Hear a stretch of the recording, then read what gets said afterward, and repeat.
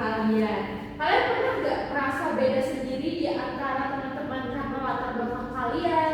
Misalnya beda suku, agama, atau kebiasaan. Nah, hari ini kita akan bahas soal hal-hal seperti itu, yaitu tentang integrasi sosial. Sebelum kita masuk ke penjelasan lebih dalam, saya ingin kalian membayangkan kalian tinggal di lingkungan yang warganya beda-beda, seperti beda agama, beda suku, beda adat. Nah, kalau nggak ada integrasi sosial, kira-kira apa yang terjadi? Iya betul, bisa konflik. Makanya penting banget untuk memahami bagaimana masyarakat bisa bersatu dan hidup damai meski berbeda latar belakang. Itulah yang akan kita pelajari hari ini.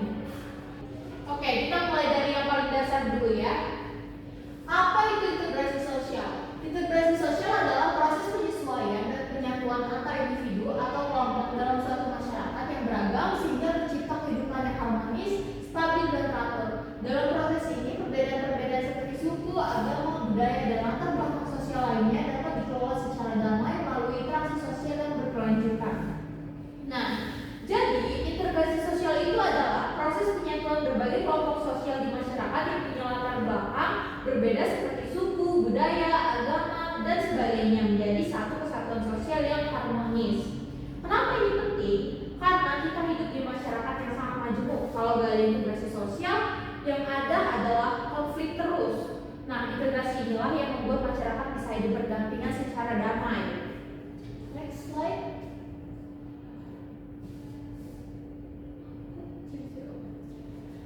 Nah, berikutnya adalah ciri-ciri integrasi sosial. Yang pertama, adanya kerjasama. Yang kedua, masyarakat hidup rukun dan harmonis. Yang ketiga, tidak terjadi konflik yang merusak. Yang keempat, norma dan nilai sosial dipegang bersama. Dan yang kelima, adanya solidaritas sosial. Next slide. Oke, selanjutnya syarat integrasi sosial. Yang pertama, selanjutnya ada syarat integrasi sosial. Yang pertama, masyarakat merasa saling membutuhkan. Artinya, antar individu atau kelompok dalam masyarakat memiliki hubungan yang timbal balik yang saling melengkapi. Tidak ada satu kelompok pun yang bisa hidup sendiri tanpa bantuan kelompok lain. Ketergantungan ini bisa muncul dalam berbagai aspek seperti ekonomi, sosial, budaya, hingga keamanan. Contohnya, petani membutuhkan pedagang untuk menjual hasil panennya, sedangkan pedagang membutuhkan petani untuk mendapatkan barang dagangan. Lalu yang kedua, ada terdapat kesepakatan terhadap norma dan nilai sosial. Nah, dalam kehidupan bersama, kita nggak bisa asal bertindak seenaknya. Harus ada aturan yang disepakati bersama, yang kita sebut norma dan nilai sosial. Nah, kalau semua anggota masyarakat setuju dan patuh pada aturan itu, maka kehidupan sosial akan berjalan tertib dan harmonis. Contohnya, semua orang sepakat bahwa saling menghormati itu penting, atau bahwa mencuri itu salah dan harus diberi sanksi. Kalau semua orang sepemikiran, akan lebih mudah untuk hidup lebih rukun ya. Dan nomor yang ketiga, nilai dan norma menjadi bagian dari sistem sosial yang diinternalisasi oleh masyarakat. Nah, kalau tadi ada kesepakatan soal nilai dan norma, yang satu ini lebih dalam lagi nih. Jadi bukan cuma tahu aturannya, tapi masyarakat juga menghayati dan menjalani aturan itu dari dalam diri. Misalnya, seseorang tidak buang sampah sembarangan bukan karena takut ditegur, tapi karena dia memang sadar itu tidak baik. Kalau nilai-nilai ini sudah masuk ke dalam cara berpikir dan sikap masyarakat, maka integrasi sosial bisa tercipta secara alami dan kuat.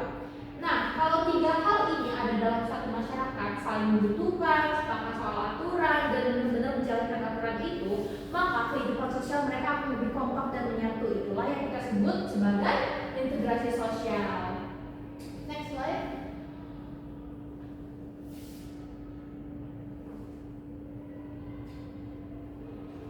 Oke, selanjutnya faktor pendorong. Yang pertama ada toleransi, yang kedua kesetaraan, yang ketiga musuh atau ancaman bersama, yang keempat interaksi sosial intensif, yang kelima adanya tujuan bersama.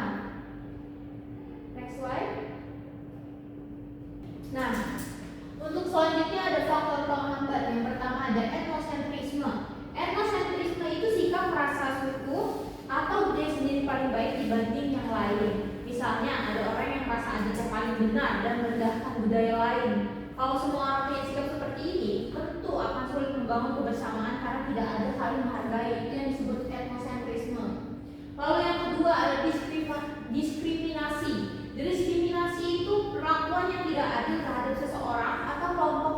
perbedaan ras, agama, suku, atau hal lainnya. Contohnya, orang tidak diterima kerja hanya karena agamanya berbeda. Nah, diskriminasi itulah bisa bikin orang merasa tersisih dan akhirnya susah menjalin integrasi sosial. Lalu yang ketiga ada prasangka negatif. Prasangka negatif itu seperti menilai orang lain secara buruk, padahal belum tentu benar. Misalnya, kita langsung mikir orang dari daerah tertentu itu malas atau kasar, padahal belum tentu kan. Kalau kita punya prasangka seperti itu, kita jadi susah membuka diri dan menjalin hubungan baik dengan orang. Lalu yang keempat, kurangnya komunikasi. Kalau antara anggota masyarakat jarang ngobrol, jarang berdiskusi, atau saling menghindar, maka akan sulit membangun pemahaman. Kurangnya komunikasi ini bisa bikin muncul salah paham, bahkan konflik. Padahal kunci dari integrasi sosial itu adalah komunikasi yang baik. Lalu yang kelima, perbedaan kepentingan. Kadang dalam masyarakat ada kelompok-kelompok yang punya tujuan atau kepentingan berbeda. Kalau tidak ada kompromi, perbedaan ini bisa jadi konflik. Misalnya, satu kelompok ingin pembangunan jalan, kelompok lain ingin lahan pertanian tetap dijaga. Nah, kalau nggak dicari jalan tengah, masyarakat bisa terpecah. Nah, next.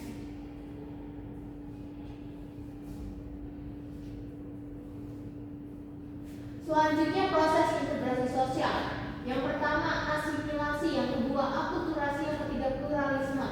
Yang pertama asimilasi. Asimilasi adalah proses sosial ketika dua kelompok yang berbeda budaya berinteraksi secara terus-menerus dalam waktu yang lama sehingga perbedaan budaya di antara mereka mulai berkurang dan akhirnya terbentuk budaya baru yang merupakan perpaduan dari keduanya. Nah, dalam proses ini biasanya masing-masing pihak mulai meninggalkan sebagian ciri khas budayanya agar bisa menyesuaikan. Tujuannya adalah mencapai keseragaman atau kesatuan. Contohnya pernikahan antara dua orang dari suku berbeda yang akhirnya membentuk kebiasaan dan gaya hidup baru dalam keluarganya atau hasil gabungan dari kedua budaya. Lalu yang kedua akulturasi. Akulturasi itu mirip dengan asimilasi, tapi ada perbedaan penting.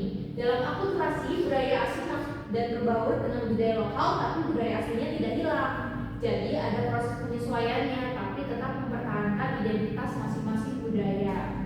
Contohnya itu, dalam arsitektur masjid di Indonesia, kita sering lihat bentuk atap yang mirip bangunan Hindu atau Tionghoa seperti atap limas atau pagoda. Nah, nilai Islam tetap dijaga, tapi unsur budaya lain bisa masuk dan menyatu secara harmonis. Lalu yang ketiga, pluralisme.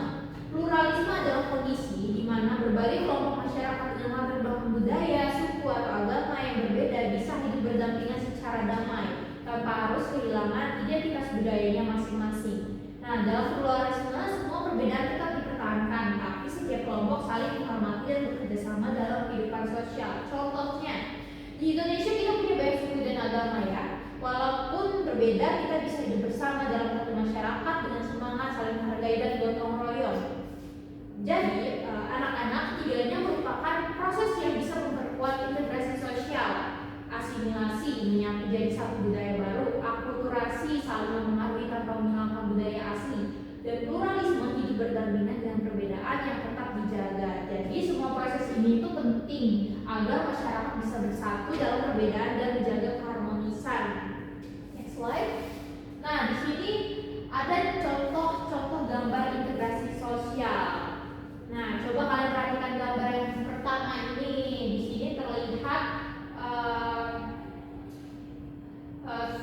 suasananya lebih dekat dengan keluarga ya yang pertama. Ini kalian ada yang tahu ini lagi ngapain? Kue. Nah, ada seorang ayah, ibu dan anak yang sedang memasak atau menghias makanan bersama ya. Ini contoh integrasi sosial dalam keluarga. Nah, kegiatan seperti ini menunjukkan adanya komunikasi yang baik, kerjasama, dan juga rasa saling sayang antara anggota keluarga. Kadang dalam keluarga kita juga suka beda pendapat kan, tapi lewat momen kebersamaan seperti inilah rasa saling memahami dan keterikatan keluarga bisa tetap terjaga. Jadi, integrasi sosial itu bisa dimulai dari rumah ya, dari hal-hal kecil yang sederhana, kayak keluarga. Nah, gambar yang kedua ini kira-kira mereka sedang ngapain nih? Anak-anak lagi belajar melalui laptop. Nah, iya. Anak-anak berseragam pramuka sedang berkumpul mengelilingi laptop. Mereka sedang belajar atau mungkin berdiskusi ya. Ini adalah contoh integrasi sosial di sekolah. Ketika kalian saling membantu belajar, kerja kelompok, atau berbagi ide saat diskusi, itu adalah bentuk kerjasama dan saling menghargai. Walaupun kalian punya latar belakang yang berbeda, entah dari mana asalnya, agama apa, atau kebiasaan yang berbeda, tapi kalian tetap bisa bersatu dalam kegiatan belajar. Itulah yang dimaksud dengan integrasi sosial di lingkungan sekolah. Lalu gambar yang ketiga ini, itu tadi pengajian anak santu gitu ya. Yang penting. Nah, gambar yang terakhir apa ini? Tentang apa? Ibu-ibu lagi arisan pengajian. Nah, di sini terlihat sekelompok ibu-ibu yang sedang duduk bersama di dalam rumah ya. Betul, mereka tadi yang bilang arisan siapa? Cynthia. Nah, mungkin mereka sedang arisan atau pengajian atau arisan dan keluarga ya. Nah, ini adalah contoh integrasi sosial di masyarakat. Artinya mereka membangun hubungan sosial, saling berinteraksi dan bekerja sama dalam kegiatan yang mempererat solidaritas. Walaupun mereka mungkin berbeda usia, latar belakang, bahkan suku, tapi mereka bisa tetap rukun dan kompak ya. Inilah salah satu bentuk nyata dari integrasi sosial di lingkungan masyarakat. Nah, dari penjelasan yang saya sudah jelaskan tadi, apakah ada yang ingin bertanya? Ya, ada, boleh, silakan. Kalau di keluarga itu kan sering terjadi beda pendapat. Tanya itu gimana caranya biar tetap menjaga integrasi itu gitu. Nah, kayak pertanyaan yang bagus Adel. Jadi di dalam keluarga perbedaan pendapat itu sesuatu yang sangat wajar ya, karena setiap anggota pasti punya pandangan, pengalaman, dan cara berpikir yang berbeda. Tapi yang penting bukan menghindari perbedaan itu, melainkan bagaimana kita menyikapinya. Kuncinya adalah komunikasi yang terbuka dan saling menghargai. Kalau ada perbedaan, kita coba dengarkan dulu pendapat orang lain dengan tenang, lalu kita sampaikan pendapat kita dengan cara yang baik, tanpa emosi atau saling menyalahkan. Nah, dari situ biasanya bisa dicari titik temu atau jalan tengah yang bisa diterima semua pihak. Selain itu, kita juga perlu mengingat bahwa tujuan utama keluarga adalah hidup rukun dan saling mendukung. Jadi jangan sampai perbedaan justru memecah belah. Justru dari perbedaan itu kita bisa belajar untuk lebih dewasa dan memahami satu sama lain. Jadi begitu aja ya. Sudah cukup? Cukup ya, terima kasih. Oke. Nah, sekarang coba saya yang tanya ke kalian. Siapa yang pernah punya pengalaman kerja sama dengan teman yang berbeda agama atau berbeda suku? Apa yang kalian rasakan? Siapa yang mau jawab? Saya itu Iya, Nadia boleh. jadi saya waktu itu pernah kerja kelompok buat tugas budaya Bu. Saya satu kelompok sama teman dari daerah lain itu Bu, jadi logat bicaranya beda banget sama saya. Awalnya sih emang agak susah ya Bu buat nyambungnya, tapi lama-lama seru. Terus rasanya juga jadi lebih terbuka dan lebih menghargai cara orang lain yang berpendapat. Nah, terima kasih. Nah, dari cerita-cerita itulah kalian bisa lihat kan bahwa integrasi sosial itu bukan sesuatu yang jauh, justru terjadi di sekitar kita. Kuncinya adalah saling menghargai dan memahami perbedaan. Baik. Hari ini kita sudah belajar banyak tentang integrasi sosial ya, mulai dari pengertian, ciri-ciri, syarat, faktor pendorong, dan menghambat proses serta contoh penerapannya. Nah, sebagai refleksi, coba renungkan. Apakah kalian sudah menjadi bagian dari proses integrasi sosial di lingkungan kalian? Kalau belum, ayo mulai dari sekarang. Nah, untuk tugasnya, kalian bisa cari contoh integrasi sosial di rumah, sekolah, atau lingkungan masyarakat. Lalu buat tulisan atau video singkat tentang itu. Paling lambat dikumpulkan minggu depan ya. Oke, sebelum mengakhiri pembelajaran hari ini, alangkah baiknya kita berdoa untuk menutup pelajaran hari ini. Silakan Adel